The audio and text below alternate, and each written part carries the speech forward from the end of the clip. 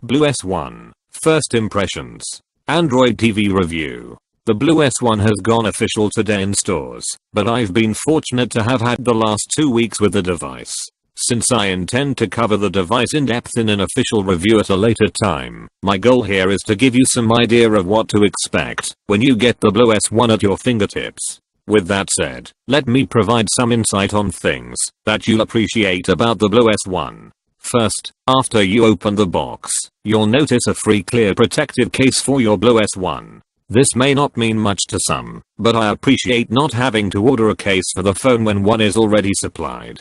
I wish there'd been a screen protector as well, though I've not dropped the phone or had reason to worry in the last 2 weeks. Next, the phone has a good feel in hand. It's firm and you won't worry about dropping the BLU S1. The design itself can only be compared to the new BLU Vivo 8L, a phone that sits in the same price vicinity, though the placement of the back antenna lines and the camera flash are in different locations. The fingerprint sensor is fast, quick, and reliable, though it is front-mounted, and not back-mounted as you'll find on the Vivo 8L. BLU has strangely added a front-mounted fingerprint embedded home button that has a software home button to complement it. Having used software buttons exclusively this year with a back-mounted fingerprint sensor, the presence of both home buttons on the front seems jarring. All these buttons work well, but the design will stand out if you're not a fan of front-mounted sensors. For those who've been longing for an FM radio, BLU has thrown one in on the S1.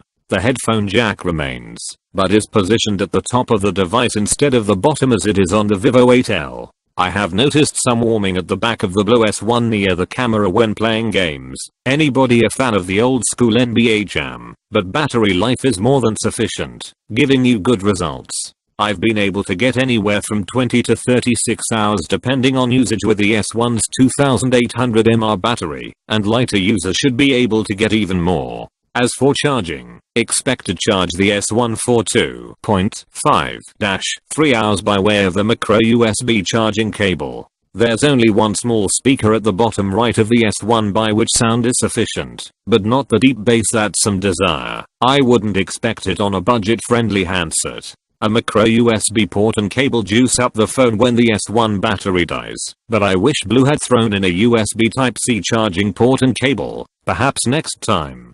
The BLU S1 comes in 16 GB, but you only get a little over 10 GB out of the box thanks to the 5.3 GB of storage occupied by Android 7.0 Nougat. You can always pick up a 64 GB micro SD card and supplement their storage needs.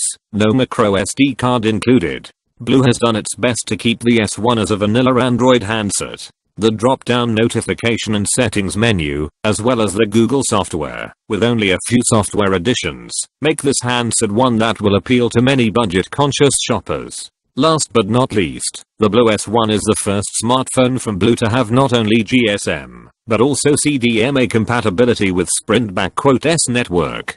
This is no small achievement for the BLU S1, and we want to point it out, because Sprint compatibility alone may change your view of the device. If you're a Sprint or Boost Mobile customer, limited time Sprint promotion. And yet, you may want to get the BLU S1 on Sprint, because the carrier is running a promotion where anyone who switches over to Sprint from their current carrier and purchases the BLU S1 will get a $200 Visa gift card. This Sprint BLU S1 promo will get you BLU's newest phone for free.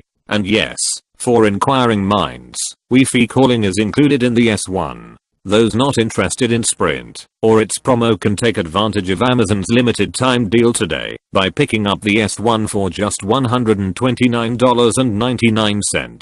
The deal will start today, October 31st, and end on November 1st at 11:59 p.m. Est. Best Buy will sell the device outright for $179.99 without a deal. Though, all in all, the BLU S1 is a device that will allow you to do much of what you want to do.